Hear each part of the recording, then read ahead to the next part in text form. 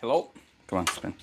Hello, let's make a painting, and of course we're gonna start with water everywhere. Boom, boom, boom. There we go.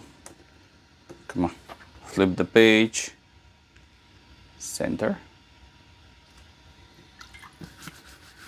A lot of water. You know what? I will use my big brush, and I'll move only left and right.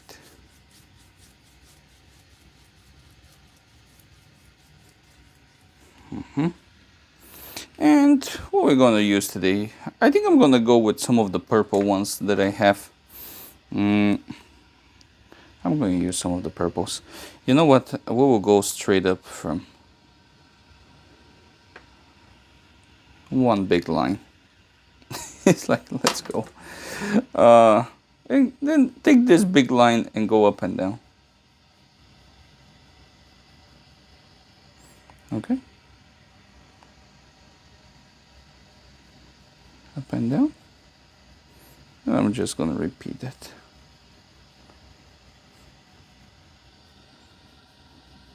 I mean, you can argue with that, right?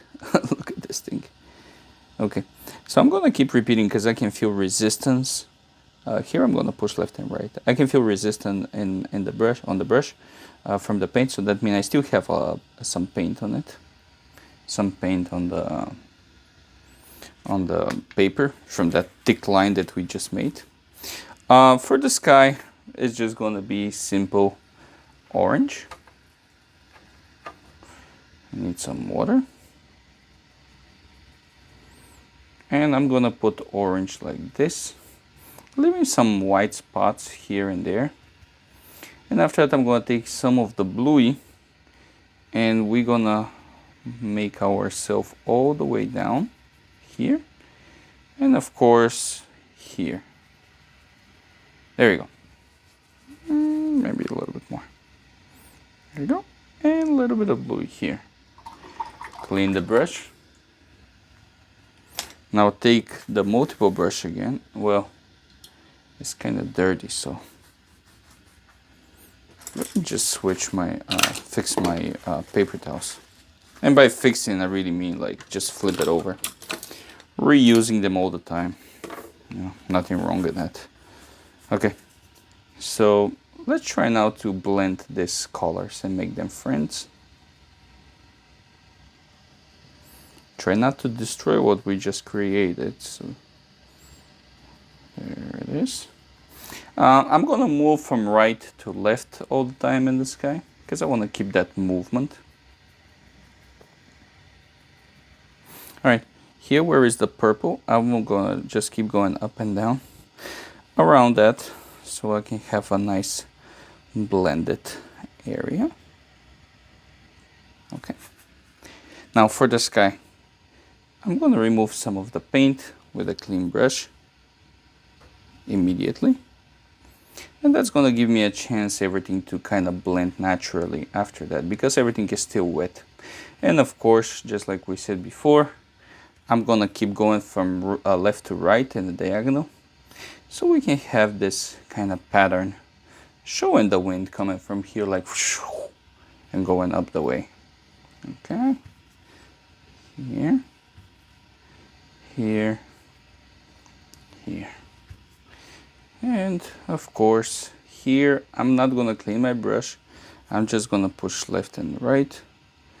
And for the water, now for the water, this is where our star is gonna come. What I'm gonna do is I'm gonna follow the same pattern, but this time it's gonna be left to right in diagonal going down.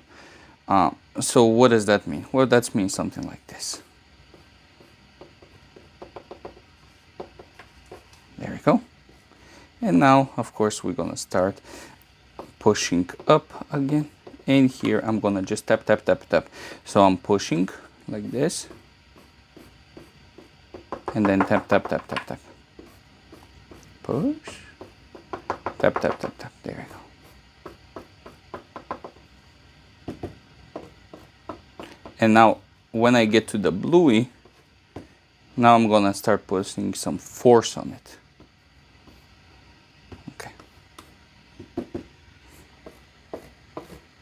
There we go. And there we go. Now, for the not the trees, but whatever that is, I'm gonna dip my palette knife in the water, and what I'm gonna do is I'm just gonna pushing up. Now this is almost dry everything, so by doing this, I'm gonna make this not a high contrasty, but what is gonna happen is some of the water gonna help all the paint moving around, so we can have a nice mixture of very saturated color and less saturated.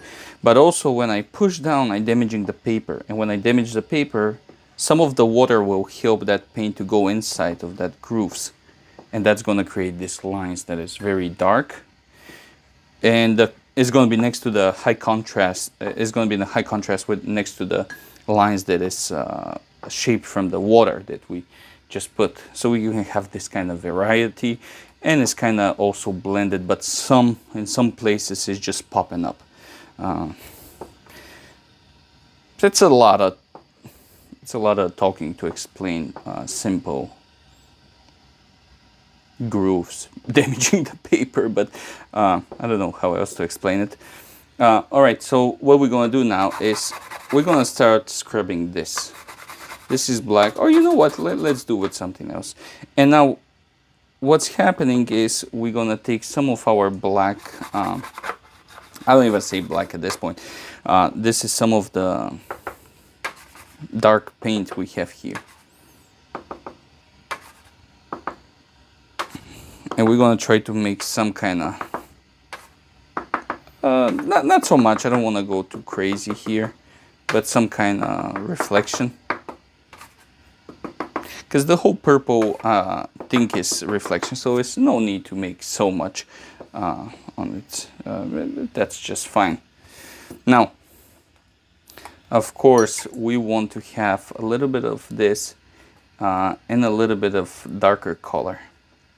I'm gonna use this one, and what I'm gonna do is I'm gonna make some curvy lines, and that's gonna help overall with the look of the painting, because everything is very floaty on the background, very straight up here, and now we have a curvy lines, which one is great because it's when we're talking about contrast, actually we're talking about contrast in our painting. That doesn't mean colors only. That also can mean curvy versus curve versus angles, or busy versus smooth, or it can be all kind of things. Like ground versus sky, you know, that's a contrast. So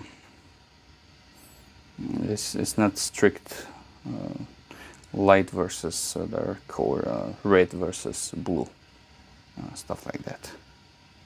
Here on the foreground, we're just gonna put some random lines, and maybe a little bit here. I love to keep it simple. Lately I'm doing a lot of simple stuff. I was thinking to end it up here, but then I realized I can do one more thing, and that's make the sky a little bit more brighter here. I'm not sure the camera will pick it up, but for my own satisfaction, I will do. And there we go, watercolor, abstract, landscape.